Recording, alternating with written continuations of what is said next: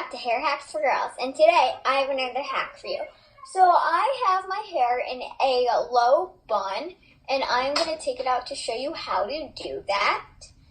And so what you're going to do is you're going to pull back all of your hair, and you're going to put the rubber band around your wrist, or around it, and you're going to grab the rubber band and almost just do a ponytail. And then when you feel like it's tight enough, you can grab the hair and then don't pull all the way through. And then just, there you have it, a bun.